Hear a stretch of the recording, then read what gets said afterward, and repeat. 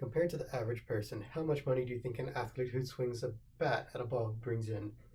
I know that it might be a bit of jealousy speaking, but for how simple the game sounds, it's always surprising to think the truly large amount of money a baseball player can bring in just for hitting a ball with a stick. Hello, my name is Jeremiah Gonzalez, and I'm here to talk to you both about the amount of money baseball players brings in to the industry as well as how much they earn. Now, to get a grasp of how much money these guys make, let's start with an example. The best of the best can easily make more than enough money to literally live off a single year's salary if they wanted. For example, in the 2015 season, Clayton Kershaw of the Los Angeles Dodgers held the spot of highest paid MLB player with a salary of $32,571,428 on the year, not including endorsement deals. The next highest was Justin Verlander of the Detroit Tigers with a salary of $28 million on the year. When looking at teams, the Los Angeles Dodgers come in at the top with an estimated total payroll of $214 million, followed closely by the New York Yankees with $171 million.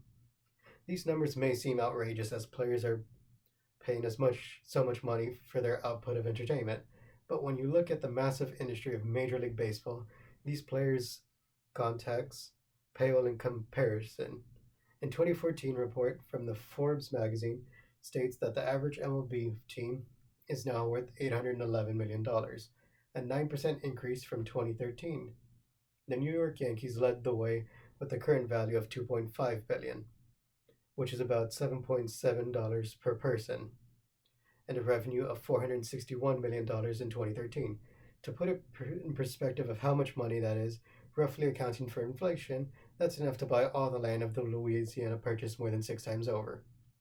To further break down these numbers, we can look back at 1997 when Cleveland Indians filed financial disclosure with the Securities and Exchange Commissions. The team's primary revenue sources were as followed. Ticket sales brought in $49 million. Local radio and television brought in $17 million, and merchandise sales brought in another $17 million. Major League Baseball Central Fund brought in $16 million, and the concessions and catering brought in $14 million, with the postseason revenue bringing $13 million, and private suite and club rental brought in $9 million. Compared to player salaries in 1997, the highest paid baseball player was Pedro Martinez with the Boston Red Sox at $12.5 million per year. While the salaries of baseball players appear high, so are the revenues that the players help to generate. Now that those were a lot of high numbers and imaginary quantities of money, let's get back to how these guys are even chosen to get their jobs. The goal in a baseball game is to simply score more runs than your opponent. Whether in Little League, Minor League, or Major League, the objective remains the same. It may seem straightforward enough, but that one simple goal has developed Major League Baseball into its massive interesting industry that it is today. This has led to these players making more money in a year than some make in a lifetime. However, even these massive juggernauts of entertainment have to manage their money wisely. For years, Major League Baseball teams have embarked on the quest to put together the best team with the limited funds they have. Teams aim to buy players that will constantly produce more runs than the runs that they allow. How does the management of teams know what players will result in more wins? How do they know how much to pay for these players? Here lies the driving factor that keeps baseball interesting and explains the money these players are paid. As Michael Lewis explains in his book Moneyball, the actual value of players finds its roots in the same analysis that exists in the financial market. Financial analysts who normally value stocks or firms have applied their knowledge of financial market to baseball games. This has resulted in a whole new way of baseball players. Players serve as assets for team, representing rights to a generation of income, and when trying to put performance into dollar value, players must be looked as a financial instrument. To put it simply, these baseball players attempt to sell themselves to different teams, and that is basically what has kept baseball alive, treating players like pieces on a chessboard or like cards to trade and buy. Now, the idea that there is an entire system in marketing for players sounds a bit odd. However, there is an explanation for this, and all that has to do is to find it is to stop looking at what is happening now and instead on what has first happened. This all started back in the professional baseball teams first began. No one wants to see random people or mediocre gameplay. So when players started gauging their level and started upping the skill floor of players, it caused more fans to start getting into the sport, which started generating more revenue.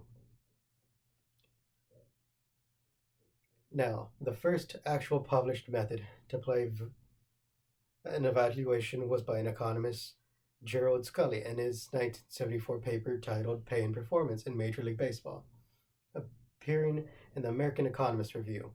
Scully aimed to estimate player revenue contribution by estimating the value of wins and finding how individuals influence the winning. This approach is intended to find a player's value from his marginal revenue product.